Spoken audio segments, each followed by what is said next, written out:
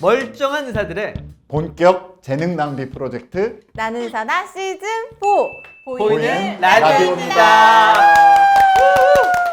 나는 의사다가 대한수면학회와 함께 세계 수면의 날을 맞이해서 3편의 시리즈를 통해서 수면과 관련된 컨텐츠를 제작하기로 했습니다. 오늘 주제는 아이들의 통잠인데요. 이 통잠에 대해서 정말 완벽한 솔루션을 제시해 주실 분을 저희가 모셨습니다. 가능해요? 불가능을 가능해 주시는 네, 분을 네, 모셨습니다. 네, 분당 차병원 소아청소년과의 최규영 교수님 모셨습니다. 어서 오세요. 예, 안녕하세요. 사실 수면 장애가 전 연령대에 다 있지만 또 아이들의 수면 장애 이거 만만치 않거든요. 근데 저는 아이들의 수면 장애 하면 진짜 어른들처럼 막 불면증도 있고 뭐 그런 건지 좀 궁금해요. 사실은 애들의 수면 장애가 굉장히 특별한 것이 애들의 수면 장애는 곧 엄마의 수면 장애로 넘어가고요. 엄마의 수면 장애는 네. 곧 남편과의 불화로 이어집니다. 그래서 가정의 화목이 굉장히 어려워져요. 왜 애들 우는 소리는 엄마 귀에만 들리잖아요. 네. 아빠 귀에는 안 들리고. 왜 엄마 귀에만 들리죠? 그래서 사실은 문제가 되는 경우가 굉장히 많습니다. 오! 그건 무슨 의미일까요? 재밌다. 이스라엘에서 실제로 임상 실험을 해봤더니요. 네. 아빠가 데리고 잔 경우에는 아이들의 통잠 자기가 잘 되는데 사실이에요. 진짜요? 네, 엄마가 데리고 잔 경우에는 네. 애들이 우는 소리가 너무 잘 들려가지고 애기가 앙 울 때마다 빨리 안아주고 빨리 젖 먹이고 하다 보니까 애들의 통잠 자기가 습관이 안 되고 이게 뭔가요? 어머니! 아빠들은 네. 피곤하니까 네. 자기 코 골고 막 자버리잖아요. 네, 그러니까 네. 애들이 앙 하고 울었다가도 반응이 없네. 네. 좀 울었다가 자고 네. 울었다가 자고 하다 보니까 애들이 습관이 굉장히 잘 이제 드는 거예요. 이야, 이거 재밌다. 이 아이들의 통잠 자기는 아빠에게 오늘 희소식이죠? 네, 너무 희소식이네요. 저. 전국에 계신 아이 아빠 여러분 비보를 전해드립니다. 그럼 결국에는 아이가 통잠을 잘 수 있는 건데 엄마가 너무 예민하게 반응을 해서 오히려 못 자는 거예요. 그러니까 처음에 아주 아기 때 뭐 2시간 반에서 3시간 네. 젖 먹고 배부르면 쭉 잔 다음에 그 사이클에 따라서 잠깐 깨거든요. 네. 그러니까 한 사이클이 어른들은 1시간 반 정도 되는데 아기들은 한 50분 정도 돼요. 그러니까 50분마다 누구나 다 깨는데 단 몇 초예요, 깨는 게. 길지가 않거든요. 근데 애들 처음 재울 때 애들 흔들어서 네네네. 재우거나 네. 아니면 엄마 젖 먹으면서 재우거나 아니면 업고 하거나 그러면 얘네들은 그 깨는 사이클에 가가지고서 잘 나오고 그러면 나를 분명히 흔들고 있어야 되는데 왜 안 흔들고 있어? 내가 처음에 잘 때 그 조건을 그대로 만족시켜줘 라는 그렇게 되거든요. 계속 우니까 쪽쪽이 쭉쭉 계속 집어넣어주고 네. 그러면 애들이 이제 완전히 나는 자야 될 때 입속에 당연히 쪽쪽이가 들어와 있어야지 네. 그렇게 되는 거거든요. 아. 근데 아빠는 뭐 쪽쪽이가 떨어져 있고 뭐 자기 저도 없으니까 애들이 그냥 푹 네.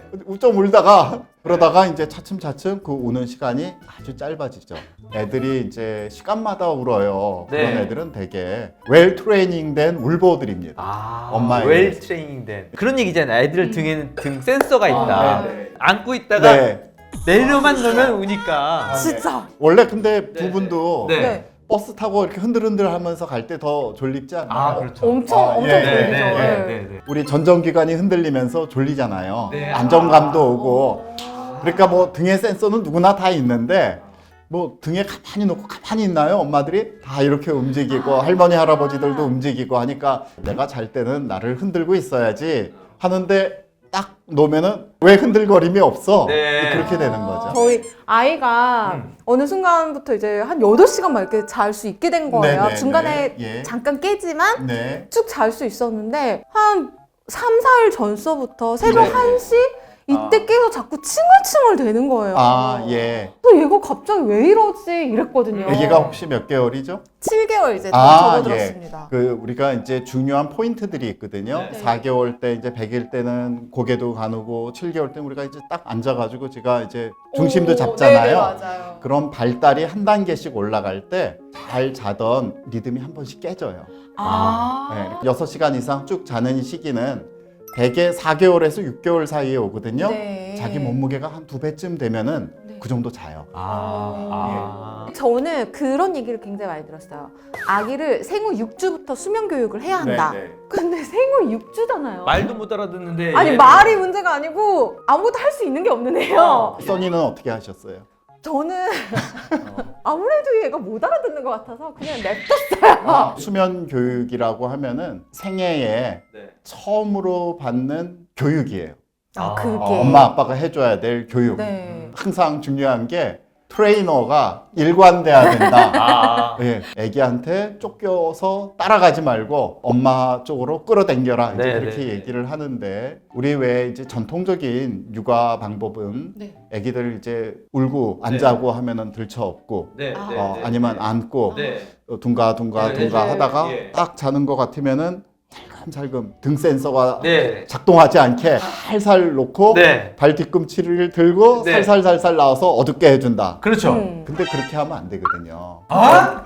중요한 원칙이 아까도 얘기했지만은 우리의 사이클에 따라서 1시간 내지 50분마다 일어나잖아요. 네, 네, 네. 일어났을 때 안고 있지는 않을 거 아니에요. 업고 있거나. 그렇죠. 일어나 있을 때 혼자서 누워 있어야 되거든요. 네. 그러니까 처음 재울 때 재워서 눕히는 게 아니라 졸릴 때 그때 눕혀 놓아서 지 혼자 등 센서를 시컷 누리면서 약간 뒤치덕 하다가 스스로 잠이 들 수 있게 만들어줘야 돼요. 그게 제 1의 원칙입니다. 그러면 앉지 말아요 뭐 우리 애기를 그런 게 아니라 얼마든지 안아주고 놀아주고 딱 보면은 알잖아요. 졸아, 이제 졸아. 그럴 땐 얼른 이제 내려놓고 네 혼자 자 이제 그렇게 해야죠. 아, 그러면은 얘가 몇 번 징징거리다가 아 이거 원래 자는 건 이렇게 자나 보다. 그리고 이제 중간에 사이클에 따라서 깼을 때 뭐 원래 이런 거지. 그리고 또 자고 그러면 이제 엄마들이나 아빠들은 흐뭇해서 아이고 우리 똘똘이는 이제 통잠을 자네. 똘똘이. 그러니까 통잠이 결국은 교육의 결과군요. 얘 교육의 결과. 애기의 기질하고 상관 있는 게 아니고. 기질도 조금씩 틀리긴 한데요. 네. 일반적인 애기들은 정상적인 발달하고 있는 누구나 다 이런 사이클을 가지면서 발달하기 때문에 네. 이번 훈련에 따라서 얼마든지 변하죠. 이야. 물론 좀 봐줘야 되는 애기들이 있어요. 네. 코가 많이 막히거나. 그렇죠. 예. 왜냐하면 애기들은 100%다 코로 숨 쉬잖아요. 네. 애기 특히 어릴수록. 그러니까 코가 막혀버리면 잠을 잘 수가 없고 또 잠을 자다가도 코가 막히면은 우리 몸에 탄소, 이산화탄소를 네, 이 체크하는 센서들에서 주인님 일어나세요 하고 계속 깨우거든요. 네. 그 각성 자극이 계속 들어가기 때문에 그건 컥컥하고 깹니다, 애기들이. 열이 많아서 땀이 많이 나고. 그게 아니라 사실은 많이 듣던 얘기네요. 예, 우리 땀 나는 거는 주로 언제 나죠? 운동했을 때. 그렇죠. 운동을 많이 하면 땀 나잖아요. 네. 얘들이 숨을 많이 쉬기 때문에 보조 근육 다 쉬면서 열심히. 왜냐하면 이 조그만 콧구멍에 거기에 더 코도 꽉 차가지고 그 조그만 빨대로 뭔가 빨아본다고 생각해 보세요. 빨아본다고. 힘들죠. 예, 굉장히 힘들죠. 이렇게 땀이 막 나는 거예요. 그러면 잘 때 아기가 좀 이렇게 차가운 듯한 느낌이 들면은 아주 숙면을 취하고 있다고 봐도 되는 건가요? 차가운 느낌은 아니고요. 지금은 큰일 나, 사람은. 체온이 살짝 떨어지긴 하거든요. 예. 어쨌든 그 땀이 많이 난다. 그리고 아이는 계속 굴르면서 잔다. 네. 내지는 개구리처럼 엉덩이를 싹 들고 옆으로 네, 네, 고개를 네. 하고 숨을 쉰다. 그거는 어딘가 막혀 있기 때문에 애가 숨쉬기 위해서 그런 자세를 취한다라고 보시면 되겠습니다. 그럴 땐 어떻게 해결해 주면 되나요? 그럴 땐 당연히 이제 병원에 데려가서 진찰도 하고 어디에 문제가 있는지. 잘 때 그러면 아기 침대나 요람 네. 같은 거를 써야 되고 네네. 바운서나 네. 이런 거는 쓰지 말아라 음. 라고 하던데 이건 맞는 말인가요? 가장 중요한 원칙은 엄마나 아빠와 같은 요나 같은 침대를 사용하지 않는 겁니다. 딱 걸렸어. 그러니까 애기 침대도 사고 막 그러는데 네. 나중에 보면 거기 기저귀만 잔뜩 올라가 있고 애기는 엄마 옆에 있고 네. 혹시 저희 집에 왔다 가셨나요? 예, 나중에 보면 아빠는 네. 가장이니까 침대 가장자리에 이렇게 매달려 있다가 그래서 가장.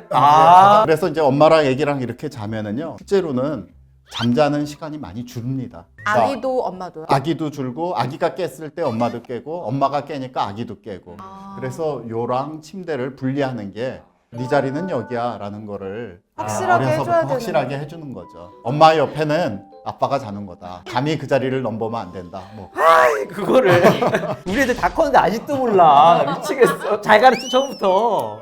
저희가 네. 그 소아과 선생님이 나오신다. 네. 그리고 통잠에 대해서 한다라고 하니까 질문을 좀 보내주신 분들이 있어요. 구독자 사연. 네, 구독자 네. 사연이 예, 있습니다. 7개월 아이를 키우는 엄마입니다. 8시에 자서 3, 4시쯤에 꼭 일어나는데 그럼 한 8시간은 자는 건데 그 정도면 아이가 충분히 자는 걸까요? 궁금합니다. 그리고 3, 4시에 일어났을 때 분유를 먹이는데 먹이는 게 맞는 건지 아니면 더 재웠다가 아침 7시쯤 아침밥을 줘야 하는 건지 궁금합니다. 이거 나도 궁금한데? 배고파서 깬 거일 수도 있으니까 먹여야 되나 싶기도 하고.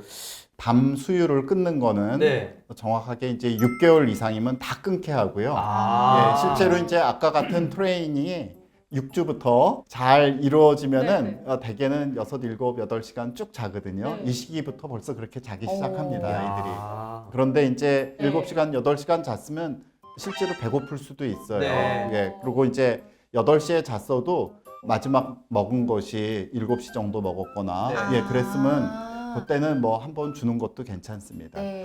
꿈나라 수유라고 들어보셨어요? 네네네. 예. 깨우지 않고 네네네. 좀 먹어가지고 두둑하게 배를 아. 채워놓은 다음에 이제 지속 잘 수 있게 아. 해놔도 되고요. 그리고 밤에 많이 먹으면 낮에 애들 안 먹어요. 아. 그러니까 이제 엄마들이 대개는 우리 애기는 낮에도 안 먹는데 밤에라도 먹어야지 아. 해서 자꾸 먹이게 그게 되면은 이제 악순환. 악순환이죠. 예, 그래서 그 고리를 한번 깹니다. 저는 아예 얘기해요. 오늘 하루 안 준다고 안 굶어 죽는데요. 아. 지금 명의를 만날 기분이에요, 난 지금. 그럼 이 아이는 3, 4시쯤에 먹여도 되고 안 먹이고 그냥 아니요. 재워도 이제 돼요? 처음부터 갑자기 끊으면은 애기들이 너무 힘들어 하니까요. 좀 줄이는 거죠. 계속 줄여 나가는 겁니다. 각 계열별로 네. 좀 적당한 통잠 시간이 좀 어느 정도 그게 있나요? 사실은 계열별로 통잠 시간보다는 전체 수면 시간, 하루에 자는. 야간 수면 시간 네, 이제 그렇게 네. 보는 게 낫겠고요. 어느 뭐 학회 또 어디 뭐 수면 무슨 학회에 따라 다 틀리거든요. 네, 네, 네. 그 이유가 생후 한 1세에서 2세까지는 어마어마하게 차이가 나요. 아. 그 개인별로 차이가. 예, 그래서 많이 자는 친구들이 있고 진짜 조금 자는 친구들도 있고. 에바애구나. 뭐 돌 전까지는 네. 뭐 매일 2번씩 한 3시간 4시간 자다가 이제 돌이 지나면은 뭐 한 번으로 차츰차츰 줄어들고 밤 시간은 늘어나고 그런 전체적인 경향성을 보아주는 것이 더 좋을 것 같습니다. 그렇군요. 이게 딱 몇 시간 그러면은 또 우리 애기는 여기에 또 못 미치네라고들 맞아, 생각하실까봐 제가 그렇게 말씀드립니다. 진짜 엄마들의 마음을 이렇게 쏙쏙 알고 계시네요. 교수님께서는 자제분이 어떻게 되세요? 전 딸 둘입니다. 네. 네. 지금은 이미 예. 뭐 수면 교육은 다 끝난 나이죠? 아이고 수면 교육을 근데 네. 그때는 네. 수면 교육이라는 것도 없었고 네. 저희 소아과 영역에서도 수면을 한 분들이 없었어요. 네. 예, 그래가지고 가서 제가 수면을 배워오고 정말 우리 집이 잘못 키웠구나. 어느 정도였냐면 네. 우리 둘째는 너무 울고 앉아가지고 맨날 들고 있었고 새벽에 애를 안고 엄마는 저기 뭐 아파트 단지 돌기 뭐 그런 것까지 했었어요. 다 경험이죠. 그때 아유, 그럼요. 엄청 싸웠거든요. 쟤는 누구 닮아서 저 모양이냐. 알고 보니까 소아청소년과 의사 선생님이신 예. 우리 최 교수님의 네. 교육이 잘못됐던 거다. 그렇죠. 아, 예. 그럼 언제쯤 하신 거예요? 아이들이 몇 살? 때? 그래가지고 이제 애들은 다 큰 다음에 네.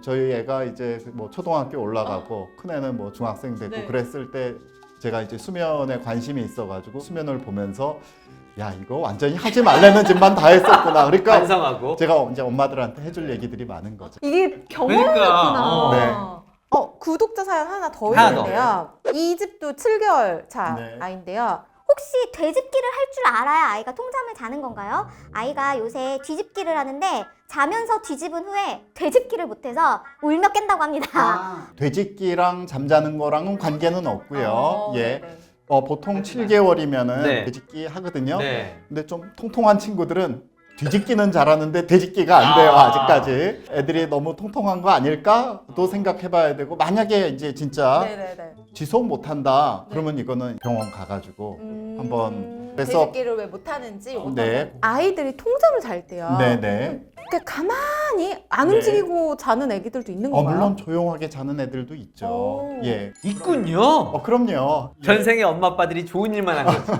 기도가 잘 열려 있고 네. 예, 이게 특별하게 문제가 없으면은 기도가 잘 통했다는 줄 알았어. 편리하게. 습관을 네. 이렇게 잘 들이면 애들이 중간에 조금씩 깨더라도 즉각적인 반응하지 않도록 해야 되고요. 얘가 뭐 먹은 지도 얼마 안 됐고 소변 갈아준 지도 얼마 안 됐고 그랬으면은 울 때 막 빨리 가서 우리 애기 만지지 말고 그냥 좀 한 5분 10분 조금 남겨놨다가 스스로 되게 자거든요. 그런 연습도 해야 됩니다. 근데 어쨌든 네. 애기들이 너무 많이 움직인다. 네. 굴러다니고 개구리처럼 엉덩이 들고 자고 네. 애가 이제 엄마 아빠 가운데서 자면서 발로 엄마 아빠 얼굴도 네. 가격도 하고 찬다. 네. 그거는 어딘가 막혀 있기 때문에 애가 숨쉬기 위해서 그런 자세를 취한다라고 보시면 되겠습니다. 그럴 때는 얘가 어디가 막힌 데가 없는지 불편한 데가 없는지 그런 거 꼭 이제 살펴봐 주셔야 되고요. 네. 지금은 제가 이제 코 얘기만 주로 했는데 애기들한테서도 가족력으로 철분 떨어지면서 하지불안 증후군이라고 애들한테도요? 예, 아주 어렸을 때도 애들이 그거를 표현은 못하죠. 네네. 근데 굉장히 많이 찹니다. 그래서 그런 아이들은 우리가 혈액 검사 해가지고 몸에 있는 그 저장철 같은 거 검사해보고 필요하면은 우리가 이제 철분 보충도 해주고 그럼 많이 좋아져요. 이거 근데 네. 진짜 엄마들 사이에서 어. 되게 이슈였어요. 우리 아이들 이제 이유식 할 때쯤 되면 저장돼 있는 철이 떨어진다는 거예요. 그렇죠. 네, 그래서 그때 철분제를 사서 먹여야 할 것이냐 말 것이냐로 토론을 엄청 했거든요. 근데 이제 그거는 이제 검사를 하고서 먹이는 아. 것이 좋아요. 철분은 많이 먹는 것도 사실 안 좋거든요. 많이 먹는다고 철이 빨리 들거나 그런 건 아니군요. 검사하고서 네. 한 번씩 먹이고 그런 방법들을 그래서 무조건 이거 또 엄마의 책임, 아빠의 책임 그거가 아니라 아이한테 의학적인 문제가 있는지 없는지 그거를 살펴봐 주는 것도 중요한 어떤 과정 중에 하나일 거라고 생각합니다. 이렇게 말씀도 재밌게 하시고 가르쳐 주실 게 많은 교수님은 우리가 왜 이제 만났지? 나 지금 너무 원통할 정도예요. 조만간에 한번 또 다시 모셔야 될 것 같습니다. 그때는 닉네임도 정해드려야 될 것 같아요. 미리 정해놓고 좀 네. 다시 불러볼까요? 선생님 닉네임은 뭘로 하는 게 좋을까요? 뒤에 다 뭐 깜신, 네. 써니, 네네. 저는 영희, 영희님. 어머 너무 좋다. 소녀 같네요. 다음에 그러면 네, 우리 네. 닥터 영을 모시고 닥터 영 모시고. 이제 다른 기타 이야기에 대해서도 좀 나눠봤으면 합니다. 네. 오늘 이렇게 방송 마치겠습니다. 예, 감사합니다. 고맙습니다. 네. 오늘 저희가 분당 차병원 소아청소년과 최규영 교수님을 모셨는데요. 영희님. 네. 이 영상을 기다리신 분들이 되게 많으실 것 같아요. 지난번에 저희가 대한수면학회와 함께 세계 네. 수면의 날을 맞아서 잠 시리즈 3편을 찍었는데 네. 그 중에서 독보적으로 1위를 아, 그래요? 하셨습니다. 감사합니다. 지금 오늘 촬영일 기준으로 아마 2개 영상 합쳐서 네, 네. 15만 회가 더 넘었어요. 정말요? 네. 네, 네. 혹시 병원에서 영상을 네, 네. 봤다는 환자분들 못 보셨어요? 그거는 모르겠고요. 아기 환자들이 늘어났어요.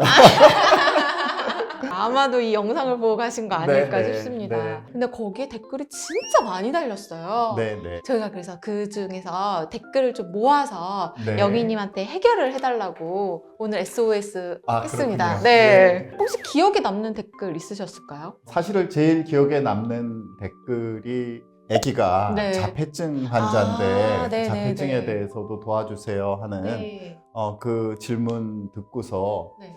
약간 좀 마음이 무겁기도 하고 음. 또 어떻게 하면 도와드릴 수 있을까 그런 생각은 좀 해봤었습니다. 그렇군요. 네. 그러면 자폐를 가진 아이의 수면 교육에 대해서도 네. 한번 다뤄보도록 하겠습니다. 네. 지난 영상에 구독자님들이 남겨주신 댓글 보면서 어떤 걸 궁금해하셨는지 보겠습니다. 강H님, 저희 아기가 딱 개구리 자세로 잠을 청하고 잠들고 나면 좀 있다가 바로 누워서 이리 뒹굴 저리 뒹굴 자는데요. 근데 혹시 병원에 가봐야 할지 궁금합니다. 네네. 이거 지난번 영상에서 아이가 네. 개구리 자세로 자면 맞아요. 병원에 가라. 네, 네. 계속 굴르면서 잔다. 네네네. 땀이 많이 난다. 내지는 개구리처럼 엉덩이를 싹 들고 어, 옆으로 네네. 고개를 하고 숨을 쉰다. 그거는 어딘가 막혀 있기 때문에 애가 숨쉬기 위해서 그런 자세를 취한다라고 보시면 되겠습니다. 그럴 땐 어떻게 해결해주면 되나요? 그럴 땐 당연히 이제 병원에 데려가서 진찰도 하고. 그 뒤에도 그런 비슷한 네. 예 질문들 뭐 개구리 자세하고 땀 흘리고 자고 네네. 예 우리 아이는 열이 많아가지고 네네. 완전히 뒹굴어서 킹 침대를 아. 전부 돌아다닌다 뭐 네. 그런 애기들을 있었는데요. 우리 이렇게 똑바로 들어 눕게 되면 턱이 중력에 의해서 뒤로 좀 밀리거든요. 네. 예, 그래가지고 실제로 우리나라 말로는 코골이인데 막히는 부분은 목 뒤쪽이에요. 그래서 목골이입니다. 사실은 아. 예, 코골이가 아니라. 그래서 아기들이 이렇게 엎드린다는 자세는 이 턱은 어디 받쳐지는 데가 없잖아요. 그거 없죠. 이렇게 하면 턱이 앞으로 나와요. 네. 그러면서 뒤에 기도를 이렇게 넓히는 역할을 하거든요. 아. 그러니까 아기들이 숨 쉬기 위해서 기도를 넓히는 자세가 개구리 자세다 그렇게 생각하시면 좋겠습니다. 그래서 네. 애들이 개구리 자세로 자야지만 푹 잔다. 그리고 엉덩이를 들고 잔다. 그러면은 얘가 어디가 지금 막혔나 보다. 그래서 우리 기도가 있는 아데노이드 네. 아니면 편도 네. 내지는 비염이 있는지 그런 것들을 살펴봐 주시는 것이 중요할 것 같아요. 이건 개월수에 상관이 없는 건가요? 물론 이제 어린 애기들이 더 많긴 한데요. 개월수에 상관없이 주로 엎드려서 잔다든지 기본적으로 자세가 엉덩이를 든다든지 들고 네. 고개는 옆으로 하고 이렇게 입을 살짝 벌리고 잔다든지 예, 그러면 얘가 어디가 지금 막히고 있구나 네. 그런 거 살펴봐 주시는 게 좋을 것 같아요. 어른 중에도 엎드려서 자는 걸 되게 좋아하는 사람들 그렇죠? 혹시 예. 어른도 마찬가지예요. 그래요? 사실은 어른도 엎드려서 주무시는 분들 그렇게 나는 엎드려야지 편해요 하는 네. 분들은 대개 코가 많이 휘어 있거나 아니면 퉁퉁해가지고 네네네네. 기도가 좁거나 그런 원인이 있으신 분들이 많아요.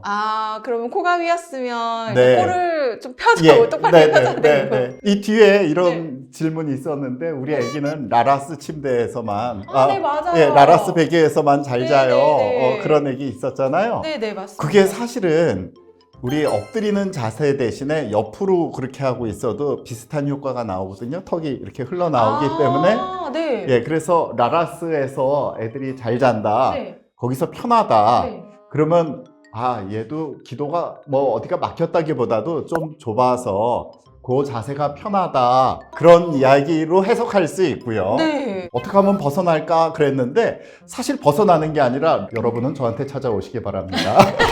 라라스 침대는요 애기들한테만 필요한 게 아니라 사실 성인들한테도 좀 필요하다고 생각해요. 정말요? 그럼요. 개발하시려면 빨리 찾아오시면 감사하겠습니다. 알겠습니다. 그러면은 옆으로 누워서 자는 아기도 기도가 좀 좁아져 있다거나 100% 그렇게 얘기할 수는 없어요. 그렇지만 아까 물어봤듯이 네. 개구리 자세다.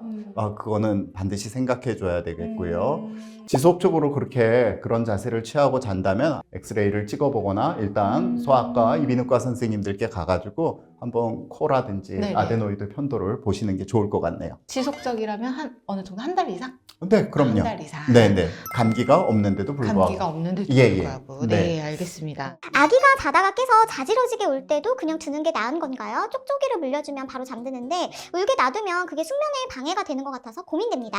통잠을 재우려고 이제 네, 노력하시는 것 예. 같은데요. 쪽쪽이를 물려주면은 대개는 잘 자죠. 바로 네. 잠이 드는데 문제가 그때도 말씀드렸지만 아기들이 수면 중에 6번 내지 7번 사이클에 따라서 깨는데 그 사이클에 따라서 잠깐 깨거든요. 그러니까 한 사이클이 어른들은 1시간 반 정도 되는데 애기들은 한 50분 정도 돼요. 그러니까 50분마다 누구나 다 깨는데 한 몇 초예요, 깨는 게. 길지가 않거든요. 근데 계속 우니까 쪽쪽이 쭉쭉 계속 집어넣어주고 그러면 애들이 이제 완전히 나는 자야 될 때 입속에 당연히 쪽쪽이가 들어와 있어야지 그렇게 되는 거거든요. 그래서 그게 버릇이 되면 안 좋기 때문에 가능하면은 아주 조금만 쓰는 게 저는 좋고요. 조금 큰 다음부터는 네네. 저는 안 쓰는 거를 추천합니다. 근데 이거는 교과서적인 얘기는 아니에요. 교과서적에서는 아이들을 위해서 뭐 쓸 수 있다 그렇게 얘기하고 있거든요. 근데 제가 쭉 와서 보니까 쪽쪽이를 물면 물수록 아이들이 수면 습관이 나빠지고 또 한 가지 잊어버리지 말아야 될 거는요. 네. 이 쪽쪽이 물려보셨죠? 네, 물려봤죠. 그거 빼려고 그러면 엄청나게 세죠. 이 맞아요. 쪽쪽이 안 빼려고. 맞아. 사실은 그거를 오래 쓰면 오래 쓸수록요. 아래 턱의 발달이 안 좋아져요. 안쪽으로 들어갑니다. 아기를 전 먹일 때 그 엄마의 그 가슴으로 먹이는 거랑 분유 네. 예, 통으로 먹이는 거랑은 굉장히 틀려요. 엄마 젖은 크잖아요. 네네네. 젖이 불고 네네네. 그랬을 때 커서 아기가 그거를 빨아들이진 못해요. 그거를 쪽쪽 빨아들이는 게 아니라 아기의 그 아래 턱으로 나와가지고 밀면서 이렇게 훑어요. 그걸 서클링 무브먼트라고 그러거든요. 그래가지고 혀가 치고 나오면서 이 턱을 계속 앞으로 내밀게 됩니다. 그래서 턱이 커요. 아래 턱이. 아래 턱이 점점 커지고요. 네네네. 근데 쪽쪽이나 우리 젖병으로 먹게 네네네. 되면 쪽쪽 빨잖아요. 네네. 힘의 방향이 뒤쪽으로 가거든요. 그래서 턱이 자라질 않아요. 턱이 작아져요. 어머. 그래서 엄마 젖은요. 네네. 자연적인 교정기예요. 진짜로. 네. 애기들이 그 6개월 이상 1년 동안 엄마 젖을 먹어야지만 그러면서 턱이 크는 거예요, 같이. 지금은 하도 이제 뭐 엄마들이 직장도 많이 다니고 또 뭐 이런저런 이유로 네. 젖병으로 먹이다 맞아요, 보니까요. 맞아요. 턱이 작아가지고 나중에 이가 나올 때 삐뚤삐뚤 나옵니다. 왜냐하면 턱이 작으니까 공간이 이가 날 있구나. 공간이 작은 거예요. 6개월 이상 먹여야 되는 거군요. 예, 6개월 이상 먹이는 것이 아기 턱의 발달에 너무 중요합니다. 왜 엄마 젖을 먹으면 뭐 면역에 좋다, 뭐 아이들 성장이 좋다 막 많은데 물론 성분도 그렇지만요. 아이의 얼굴 형태가 코도 잘 뚫리고 입도 잘 뚫리고 전체적으로 공간 자체가 커져가지고요. 예, 잘 때 푹 잘 수 있기 때문에 엄마의 젖을 먹고 자라야 되는 겁니다. 그 쪽쪽이는 가능하면은 수면 초기에만 얼른 띄워줬다가 저는 아예 버려라 그렇게 얘기합니다. 혹시 쪽쪽이랑 비슷하게 아기가 손을 빨려고 한다. 그럼 이건 어떻게 해야 될까요? 뭐 손 빠는 것도 사실 그 시기에 빨다가 말거든요. 네, 그러니까 뭐 너무 걱정하지 않으셔도 될 것 같습니다. 그래도 예, 되겠네요. 그럼에도 불구하고 왜 엄지가 완전히 헐 정도로 빨고 네네. 앞니가 이렇게 돌출되는 애기들이 있거든요. 그럴 때는 사실 못 빨게 저희가 여기다 부목도 이렇게 해가지고 진짜? 예, 애들이 막 싫어하는데 이게 안 되질 되겠네요. 않으니까. 그런 조치도 하는군요. 예. 쪽쪽 빠는 거 대신에 뭐 이렇게 안락하게 느낄 수 있는 뭐 좋아하는 엄마 담요, 뭐 곰돌이, 토끼 같은 거 넣어줄 수 있겠죠? 그래서 애착이 예. 여기 필요하군요. 네, 네, 네. 네. 능력자 혜영님이신데요. 소경류가 심한 아기는 어떻게 하나요? 먹은 지 1시간이 되어도 누우면 토를 합니다. 그래서 1시간을 안거나 품에 엎어두고 있다 보니 그 사이에 아이가 잠이 듭니다. 그렇죠. 많이 토하는 맞아, 애기들 맞아. 있거든요. 네. 그래서 위식도 역류 질환이 있는 애기들도 있고 오. 그 질환까지는 아니더라도 자주 개우는 네. 이런 애기들은요. 먹일 때도 누워서 먹이면 안 되고 세워서 먹이도록 반쯤 이렇게. 세워서 그러니까 머리가 배보다 위에 올라가서 이런 자세로 먹이고 네네. 또 중간에 한 번에 많이 먹지 않고요. 네. 중간쯤에 시로에도 띄고 계속 두들겨가지고 끄ꯛ 소리 날 때까지 네네네. 트림도 중간중간 시키고 네네. 그래서 기본적으로는 조금씩 자주 먹이라고 얘기를 하고요. 그 다음에 트림도 충분히 해서 트림 안 하는 친구들도 있거든요. 네네. 할 때까지 할 때까지 두들겼다가 이제 트림 했다, 크게 했다. 그러면 똑바로 누이는 게 아니라 우리 왜 반쯤 올리는 그런 네네네. 쿠션들이 있죠. 역류 방지 쿠션 같은 뭐 거요? 이름이 그러지 않아도 네네. 이게 올라가면 돼요. 이게 머리가 그렇게 하는 게 좋겠습니다. 그래도 계속 토한다. 그럴 때는 이제 뭐 처음에 얘가 120cc를 먹었다. 네. 그러면 좀 줄여보는 거죠. 한 뭐 20cc 줄여가지고 100만 100만. 먹고. 근데 뭐 그러다 보면 조금씩 자주 먹게 되고 그러는데요. 그것도 해도 안 된다. 그럴 땐 병원 가서 네네. 위식도 역류 같은 게 있는지 그런 것도 한번 살펴봐 주셔야 됩니다. 아주 어린 아이들한테도 위식도 역류염이 있을 수 있고. 있어요. 실제로 그래서 아주 어렸을 때부터도 그 모니터링 하는 네네. 기계가 있어요. 네. 그러니까 조금 뭐 힘들어 보긴 하는데 그렇게 많이 힘들진 않거든요. 코에다 이렇게 넣어가지고 식도까지 넣어서 산도도 재기도 하고 네. 또 올라오는 덩어리 그런 것들을 재기도 하고 하는 그런 파트들이 있습니다. 우리 소화기 파트 어머. 그쪽에서 봅니다. 이 질문도 되게 많네요. 밤에는 통잠을 잘 자는데 이제 낮에 깊게 잠들지 못하는 아이에 대해서 물어보신 분들이 있는데요. 밤에는 아이가 통잠을 너무 잘 자요. 막수에 누워서 조금 칭얼대다가 스스로 자는데 낮잠은 품에서 자다가 눕히기만 하면 깹니다. 낮잠과 밤잠 모두 동일하게 해야 하는 거죠. 네, 그렇죠. 밤에만 수면 루틴이 있는 게 아니라 네. 낮 루틴도 있어야 되거든요. 근데 이게 네. 저는 화이트무님 질문 보고 굉장히 공감을 했는데 네. 저희 아기도 되게 일찍부터 밤잠은 잘 자는 편이었어요. 네, 네. 낮잠을 그렇게 칭얼댔거든요. 근데 이제 많은 경우에 네. 너무 신기한데 어린 애기들도 어린이집에 가잖아요. 네. 그러면 자기가 누울 자리를 아는 거예요. 어머.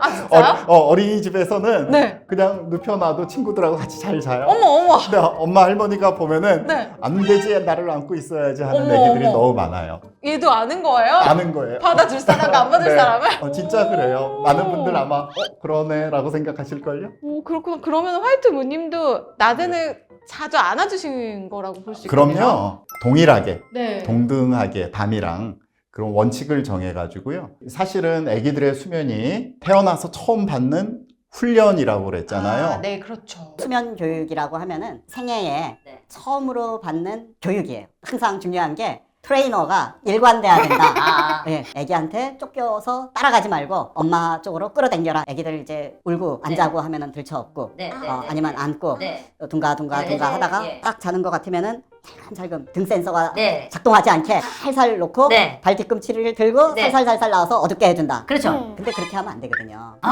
사실 아기들 기를 때 이 부분이 힘든데 엄마나 아빠도요. 본인들도 힘들고 쉬어야 되는데 힘듭니다. 네. 그렇죠? 네. 근데 사실 이게 엄마 아빠가 되는 과정입니다.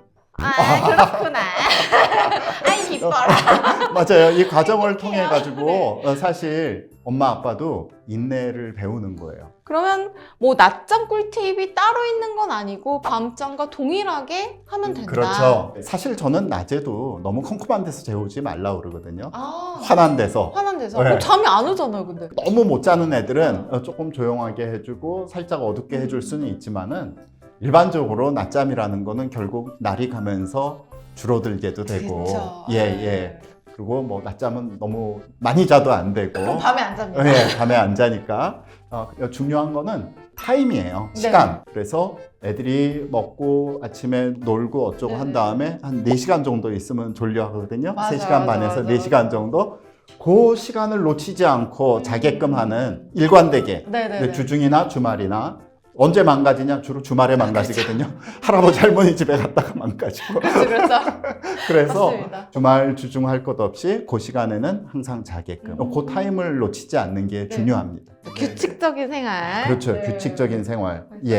그거랑 비슷한 이제 질문인데요. 네. 먹도이니 이제 9개월 접어든 아기입니다. 저녁 7시 반에서 8시 사이에 자서 7시쯤 깨는 아기였는데 한 달 정도 전부터 새벽 5시쯤 깹니다. 네. 완전 분리수면 중이라 아기가 울기 전까지는 혼자 두는 편이긴 한데 너무 일찍 일어나다 보니 자는 시간은 기존과 비슷해서 밤수면이 총 10시간이 안 되는 경우가 생기기 시작하더라고요. 그렇죠. 그래서 이제 종일 눈을 비비고 졸려 하는데 이런 걸 종달기상이라고 하던데 종달새. 어떻게 하면 좋을까요? 네. 아, 이게 그 얘기예요? 예, 종달기상이. 종달새. 아, 이 아기는 왜 그러는 걸까요? 왜 그러는 게 아니라요. 네. 이게 정상이에요. 예, 진짜요? 뭐 이렇게 자다가도 또 좀 깊게 자기도 하고 오. 자라나는 과정에 있어서의 정상 과정 중에 하나를 밟고 있는 것이고 네. 그럼에도 불구하고 이렇게 아침에 일찍 일어나서 애가 계속 피곤해하고 징징거리고 밥도 안 먹고 네, 그러면 네. 걱정되지 않습니까? 그렇죠. 그래서 문제가 있어서 새벽잠을 방해하는 게 있을런지 네네네. 그런 거를 좀 봐주셔야 돼요. 아, 뭐가 있을까요? 그러니까 뭐 새벽에 어떤 집에 따라서는 길가에 있어가지고 소음 있을 수 있고요. 또 이제 요즘에는 아침에 해가 점점 빨리 뜨게 되거든요. 맞아요. 그 눈 감고 있어도 사실은 빛에 대한 감지를 하거든요. 그래서 좀 그런 경우는 암막 커튼을 설치를 한다든지 네. 그 다음에 집이 너무 더운가 뭐 그런 것들 너무 추운가 네. 또 이제 요즘에 강아지나 고양이 키우는 집들 네네. 많잖아요. 그것도 알러지가 꽤 있거든요. 도대체 얘의 그 수면을 아침 수면을 뭐가 방해하는 게 있지 해서 만약 없다면은 네. 조금 기다려 보세요. 아, 네. 좀 기다리고 예, 되는 예. 거예요? 인내. 인내. 네. 난 언제까지 인내해야 되는 거야 대체? 혹시 아이가 좀 너무 늦게까지 잘 네. 때, 또 7시쯤 일어나는데 뭐 8시, 9시까지 잔다. 네. 이런 경우에는 일부러 좀 깨울 필요가 있을까요? 이게 뭐 아주 크게 차이 나지 않는 한은 굳이 그럴 필요는 굳이. 없을 것 같고 만약 그 전날 굉장히 피곤했거나 애가 몸이 좀 안 좋았거나 하면은 그게 뭐 우리가 군대에 있는 것처럼 그럴 필요는 없지 않을까. 수면이 부족했을 수 있으니까 채우는 거군요. 네네, 약이도. 예. 그렇지만 우리가 이제 잘 구성이 되어 있는 수면은 주중 주말 할 것 없이 일상적으로 그 시간이 1시간 이상을 넘지 않는 범위 내에서 왔다 갔다 할 수 있지 않을까. 또또넬님인데 네. 43일차 아기인데 어머 너무 조그맣다. 3시간 텀으로 분유를 먹이는데 새벽에 2시간 만에 깨서 밥을 달라고 우는데 줘야 할까요? 달래는 게 맞는가요? 아 이거는 근데 43일이면 줘야 되지 않습니까? 뭐 교수님? 2시간 전에 많이 먹었다면은 조금 더 기다려 봐도 돼요. 그러니까 아기들이 울 때, 깨서 울 때 반응적으로 만지지 마라. 우리 사이클에 따라서 1시간 내지 50분마다 일어나잖아요. 네네네네. 일어났을 때 안고 있진 않을 거 아니에요. 업고 있거나. 그렇죠. 일어나 있을 때 혼자서 누워 있어야 되거든요. 네. 뒤치덕 하다가 스스로 잠이 들 수 있게 만들어줘야 돼요. 그게 제 1의 원칙입니다. 얘가 아직 시간이 덜 됐는데 먹은 지가 얼마 안 됐는데 이 녀석이 그럴 때는 조금 보는 거예요. 5분에서 10분을 봐야 돼요. 근데 영희님 네. 제가 이 43일차를 지나봤지 않습니까? 네. 근데 이때 그게 진짜 잘 안 돼요. 잘 안 되죠. 네. 그러니까 이제 교육이 필요한 거죠. 엄마도 교육이. 그럼요. 반복 교육이 필요합니다. 아 이게 그러니까 막 영희님 같이 이렇게 일관된 메시지를 주시는 분도 있지만 주변에서 이제 네. 팁을 주시는 분들 진짜 그렇죠. 많아요. 뭐 이제 특히 심리 쪽에서 네. 접근하시는 분들은 얼마든지 먹여라, 얼마든지 같이 해라 이제 그렇죠, 그렇게 그렇죠. 하는데 이게 훈련이잖아요. 네. 훈련이라는 것은 항상 제한이라는 게 있고 경계라는 게 있는 거거든요. 일관되게 하면 애들 상처 안 받습니다. 엄마 아빠가 어떤 때 자기가 기분이 좋았을 때는 마구마구 그냥 받아주다가 기분 나쁘면 안 돼. 이제 그러면은 헷갈리는 거죠. 뭐 이렇게 간단하게 물어보셨으니까 네. 상황을 잘 알지 못하겠는데 또 조금씩 자주 먹는 애기들도 있거든요. 맞아요, 네. 맞아요. 근데 이제 중요한 거 하나는요. 생후 6개월이 넘었는데도 지속 밤에 달라고 그런다. 네. 절대로 주면 안 됩니다. 아 요거는 예. 안 된다. 예, 6개월은 완전한 스탑. 왜냐하면 6개월이 지나가지고서도 밤에 뭐 2-3시간마다 달라고 그런다. 그건 잘못된 습관입니다. 주지 말라고 그러면 엄마들이 울어요. 우리 애기 배고플 텐데. 이제 저는 냉정하게 안 굶어 죽어요. 초반에 네. 이제 가장 기억에 남는 댓글 중에 뭐가 있으신지 여쭤봤더니 이제 자폐가 있는 아이의 네, 수면에 네. 대해서 예. 질문해 주신 분께 네, 기억에 네. 남는다라고 예. 하셨는데 아 자폐가 있는 아이 정말 공감합니다. 네. 우리 뭐 일반적인 애기들도 수면에 이제 어려움을 겪는 애기들이 상당히 있지만은 네. 사실 우리 자폐 환자들 아이가 뭐 발달이 떨어지거나 뭐 그런 것도 좀 어렵긴 하지만은요. 얘네들이 수면 시간과 깨는 시간이 일정하지 않은 게 가장 힘든 문제거든요. 그러니까 잘 때 자고 일어나서 놀 때 놀고 그래야 네. 되는데 우리 애기들이 그게 잘 안 되는 거예요. 그래가지고 밤에 내내 깨있고 돌아다니고 시끄럽게 하고 네. 뭐 그러다가 또 낮에는 자고 하니까 네. 문제는 가정의 리듬이 깨져 버려가지고 엄마나 아빠 아니면 형제들이 만성 피로에 이렇게 들어가는 그런 사이클에 들어가거든요. 우리가 일반 애들도 한 아이만 있는 게 아니잖아요. 한 그렇죠. 가지 네, 네. 여러 종류의 이런 특성을 가지고 있듯이 맞습니다. 사실 자폐 애기들도 여러 종류의 특성을 다 갖고 있고 거기에 플러스 자폐가 있는 거거든요. 네네. 그런데 일반 아이들보다 조금 더 생활의 리듬이 잘 깨지고 또 잘 안 돌아오고 네. 말하자면 우리 감각 기능이라든지 그런 여러 가지 통합 기능이 잘 안 되기 때문에 어려워요. 아 어렵군요. 어려워요. 원칙은 똑같습니다. 경계입니다. 제한이고.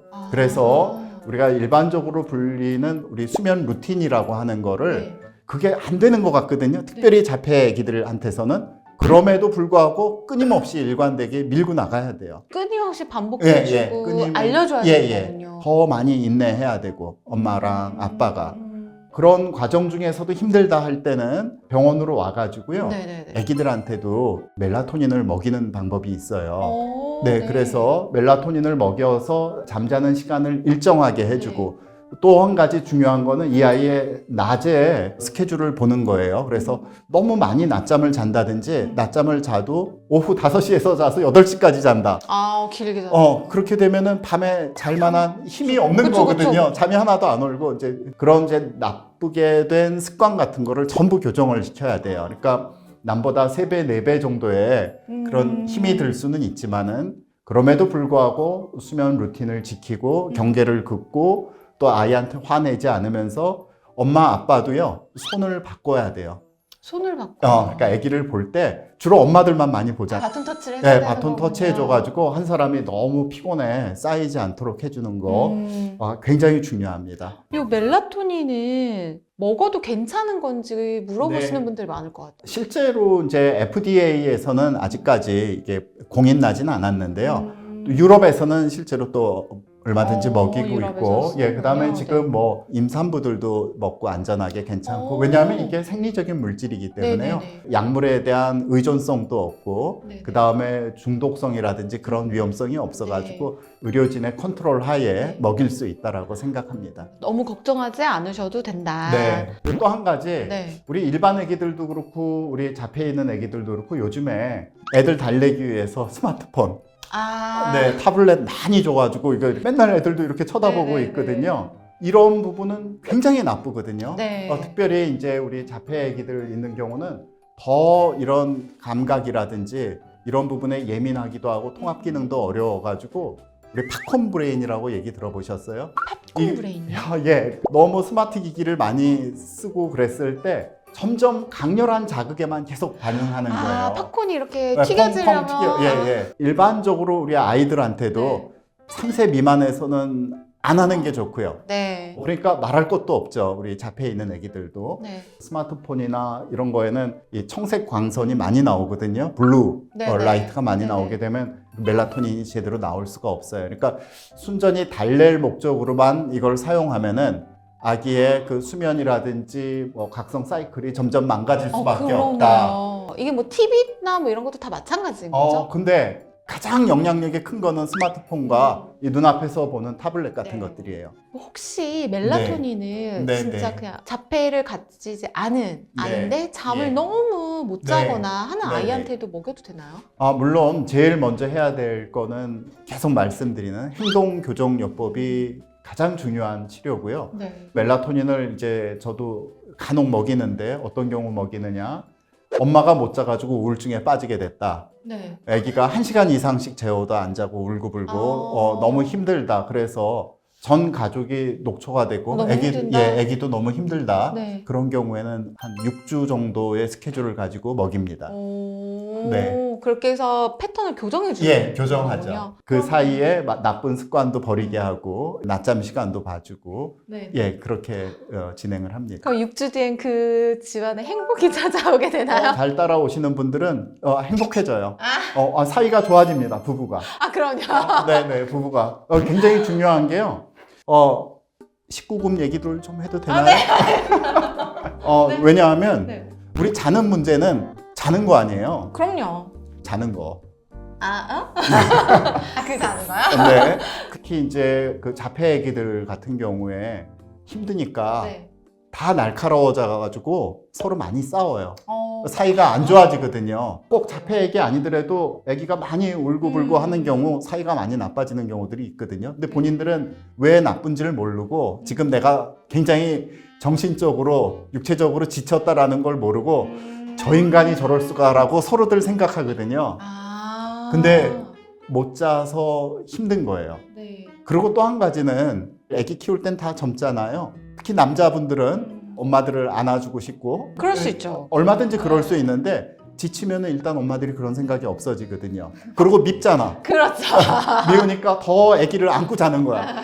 나한테 가까이 오지 마. 그래서 사이가 나빠지는데 네. 그걸 끊는 게 중요해요. 그래서 아기를 둘 사이가 이렇게 돌아가면서 애들을 본다든지 그래서 하루는 같이 잘 지내는 시간이 필요해요. 그렇군요. 예, 그래야지 가정이 건강하게 유지될 수 있어요. 그래서 아이를 분리수면을 하라는 게 아, 굉장히 중요한 네, 것 같아요. 굉장히 중요합니다. 그럼 영희님은 혹시 그러면은 네. 그 엄마 아빠의 네. 그런 갈등도 좀 해결해 주시곤 하나요? 젊었을 땐 저도 몰랐는데 한참 보다 보니까 왜 아기들이 아프고 이런 자폐가 있으면 가정이 불행해지는 경우가 많지 이제 그런 거를 보면서 알았어요. 우리가 기본적인 것이 욕구가 충족이 안 되면은 사람들이 불만스러워지고 힘들어지거든요. 배가 고프다. 잠을 못 잤다. 근데 또 다른 의미로 잠을 못 잤다. 자야죠. 그럼 굉장히 불만스러워지거든요. 네. 근데 이것이 사실은 그 가정을 행복하게 하는 네. 아주 중요한 그 요소라고 저는 생각합니다. 그러면은 19금 얘기는 여기서 끝인가요? 이거 돈을 받아야지 할 수 있는 유료 회원 전용입니다. 알겠습니다. 저희가 멤버십을 네, 좀 활성화해봐야 되겠네요. 우리만 좀 해볼까요 여기서? 좋습니다. 네, 오늘 닥터 영희님 모시고 아이들의 수면 교육에 대해서 AS 방송 진행해봤습니다. 네, 교수님 감사합니다. 네, 감사합니다. 저희가 영희님을 모시고 지난 시간 AS 방송을 했어요. 댓글 AS. 네. 그랬는데 이대로 보내기 너무 아쉬워가지고 제가 바둑가락을 좀 못 참았습니다. 저희 지난번 통잠 꿀팁 영상에서 네. 이렇게 스치듯이 네. 소아에게도 하지불안 증후군이 네. 있을 수 있다라고 네, 네. 얘기를 하셨었어요. 예. 애기들한테서도 가족력으로 철분 떨어지면서 하지불안 증후군이라고. 애들한테도요? 예, 아주 어렸을 때도 애들이 그거를 표현은 못하죠. 네네. 근데 굉장히 많이 찹니다. 그리고 마침 또 댓글에 하지불안 증후군 증세가 어떤 게 있는지 궁금하다라고 네. 하신 분도 있으셨거든요. 네. 사실 하지불안 증후군이 우리한테 잘 알려진 것도 그렇게 많이 되지 않았고 네. 의사들도 잘 많이 몰랐었고 몇 년 네네. 전까지 이게 어떤 측정을 해서 네. 이렇게 진단되는 게 아니라 네. 증상을 몇 개 조합해서 우리가 진단을 하는 거거든요. 증상이요? 예, 어떤 증상이냐? 가만히 있거나 오랫동안 이렇게 앉아 있는다든지 버스를 타고 오래 가면은 다리에 막 이상한 느낌이 들고 뭐 여러 가지로 얘기를 해요. 뭐 네네. 벌레가 기어간다, 찌릿찌릿하다. 맞아, 근데 뭐 여러 가지를 다 합쳐서 그냥 다리를 움직이고 싶다예요. 다리를 가만히 두지 못하겠다. 왜 다리 떠는 친구들 있잖아요. 맞아요, 가만히 맞아요. 있으면은. 네. 그런데 그게 주로 밤에 자기 전에 심해진다. 그래서 이것 때문에 도저히 자기가 힘들다. 네네네. 그런데 일어나서 돌아다니거나 두들기면은 괜찮아. 일시적으로 왜 괜찮다가 잠이 들면 모른다. 예, 그런 증상들을 조합해서 하지불안 증후군 이제 그렇게 얘기를 하는데 네. 이게 애들한테 생기는 경우는요. 네. 사실은 한 50% 정도 상염색체 우성으로 이렇게 오기 때문에 유전이군요. 엄마나 아빠한테 내지는 하나 뛰어넘더라도 뭐 할머니 할아버지나 아니면 뭐 이모 삼촌이나 누가 있어요. 네. 그래서 애들이 이런 증상으로 오면은 꼭 물어보죠. 엄마 아빠가 이런 게 있냐라고 물어보면 그런 게 뭐 우리 있었다. 뭐 어렸을 때 그랬다. 내지는 이게 또 철분이 떨어질 때 많거든요. 네네네. 애기 가졌을 때 철분을 몸에 있는 걸 많이 쓰잖아요. 그쵸. 애기를 맞아요, 이렇게 맞아요. 만들어야 되니까. 그래서 그때 하지불안 증후군이 잠시 있었다가 없어지는 경우들도 있고요. 네. 그러면 어른들의 그 하지불안 증후군 증상에 대해서는 이제 막 다리를 움직이고 싶어 한다 네네. 이런 거라고 하셨는데 네. 그럼 아이들도 말을 못할 뿐 똑같나요? 똑같습니다. 어. 그래서 말을 못하니까 애들이 잘라고 그러면 이게 증상이 심해지잖아요. 네네네. 그래서 수면을 거부하는 애들처럼 보여요. 잘라고 그러면은 애기들 중에서 다리를 주물러라 그러고 아니면 꼭 네. 엄마나 아빠의 그 다리나 배 밑으로 지 동아리를 찔러대는 애들이 있거든요. 그러면 이 자식이 왜 이래 그러는 게 아니라 네. 얘가 뭔가 다리를 눌러줘야 되는구나 라는 거를 캐치하시고 병원에 그때는 데리고 오셔가지고 네네네. 우리 혈청에 저장철이라고 있어요. 네. 페리틴이라고 하는 저장철을 우리가 검사를 해봐야 됩니다. 그냥 우리가 흔히 하는 빈혈 검사 헤모글로빈만 해서는 잘 모르고요. 예, 저장철의 농도가 어느 정도 되는지 네. 그거를 꼭 확인해 주셔야 됩니다. 그 저장철이라는 게 엄마한테 받은 철을 말하는 건가요? 그게 아니라 이제 몸속에 있는 철의 일종의 하나인데요. 네네. 우리가 가장 예민한 지표로 사용하는 것이 헤모글로빈보다는 저장철입니다. 그래서 우리 혈색소, 네네. 헤모글로빈은 그렇게 떨어지지 않았어도 저장철이 떨어져 있는 경우들이 있거든요. 아. 그리고 이제 걔가 다 떨어져야지 헤모글로빈이 그 다음에 떨어져요.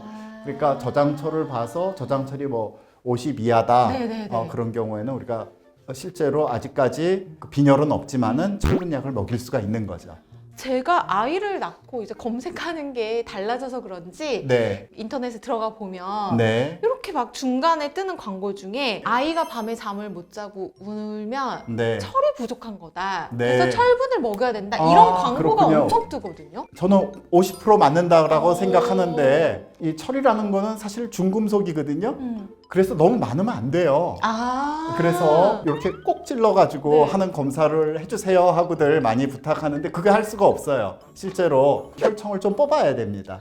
그래서 병원에 와서 검사를 하고 먹이는 것이 가장 좋습니다. 아. 그래서 좀 마음 아프시겠지만 네. 병원에 와서 피를 정식으로 뽑고 네, 네. 저장철분을 검사를 하고 네. 저장철이 떨어져서 나오는 하지불안 증후군인지를 확인해 네. 주시는 게 좋을 것 같습니다. 아, 그러면은 어른들하고 네. 아이하고 하지불안 증후군 치료하는 방법이 똑같나요? 어른들은요, 대개 이제 철분이 떨어져 있지 않는 경우들이 많거든요. 그런 경우에는 우리 도파민 제제를 우리가 좀 먹이게 되는데, 아이들인 경우 또 청소년까지는요, 네. 사실 저장철이 떨어진 경우가 상당히 많거든요. 음. 그래서 저장철을 우리가 철분 시럽을 먹인다든지 알약을 먹인다든지 네. 아니면 많이 떨어져 있는 경우는 우리가 주사로 철분제를 좀 준다든지 오. 그렇게 해서 효과를 보는 경우가 아주 많습니다. 철분제를 먹어야 되는 경우에는 보통 뭐 한 달 이상? 네, 보통 이제 철분 먹게 되면은 석 달에서 6달 정도 먹이게 되는데요. 중간에 또 이제 혈액 검사에서 네. 충분히 철분이 올라갔으면 이제 끊고 더 이상 먹이질 않죠. 이제 먹는 걸로는 시간이 조금 걸리고요. 네. 주사를 맞으면은 이제 이게 빨리 올라가니까 아무래도 효과를 며칠 이내로 볼 수도 있고 며칠 그렇습니다. 이내로 볼 수 있는 거군요. 그래도 좀 아이한테 뭘 먹이는 게 부담스럽다. 이래서 방치를 만약에 한다. 예. 이러면 혹시 어떤 문제가 생길 수 있을까요? 분명한 거는 아이들이 산만한 증상하고 연관이 돼요. 밤에 깊이 못 자는 거 네. 자주 깨고 일어나서 다시 주무르고 하는 그런 과정들이 사실은 아이들이 낮 생활 중에 굉장히 산만해집니다. 그래가지고 이것 때문에 너무 산만해가지고 네. 안 먹어도 될 ADHD 약 같은 거 약을 먹을 수도 있고 하니까 우리가 밤에 이렇게 돌아다니고 못 자고 네. 이런 증상이 있는 애들은 어렵지 않거든요. 피 뽑아가지고 이제 좀 상담하고 하면 네, 금방 네, 네. 우리가 진단할 수 있는 문제니까 꼭 그렇게 한번 하시는 게 좋을 것 같아요. 네. 그럼 반대로 산만한 아이들한테서 하지불안 증후군이 더 잘 생긴다거나 아, 이럴 수도 있나요? 그런 연구들도 많이 발표되고 있어요. 오. 예, 그래서 네네. 질문하신 것처럼 ADHD인데 조사를 해봤더니 네. 어떤 경우에는 30몇 %까지 네. 이 하지불안 증후군이 동반돼 있더라. 예, 그런 논문들도 발표되고 있습니다. 네. 그래서 한 가지 놓치지 말아야 될 부분이 아기가 잘 때 너무 많이 이렇게 돌아다닌다든지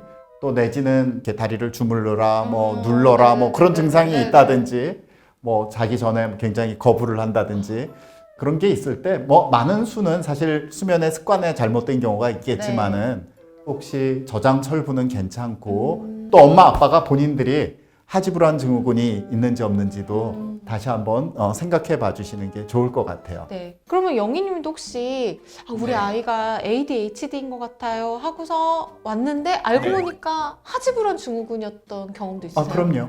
있죠. 오. 근데 이제 우리 ADHD도 마찬가지인데 한 가지 단일 질환이 아니거든요. 그 안에 여러 가지 원인들도 있고 모르는 네네네네. 경우들도 있는데 그 중에 이제 ADHD 비슷하게 만드는 이 한 가지가 하지불안 증후군이라는 거기 때문에 이거 하나 치료했다고 다 좋아진다?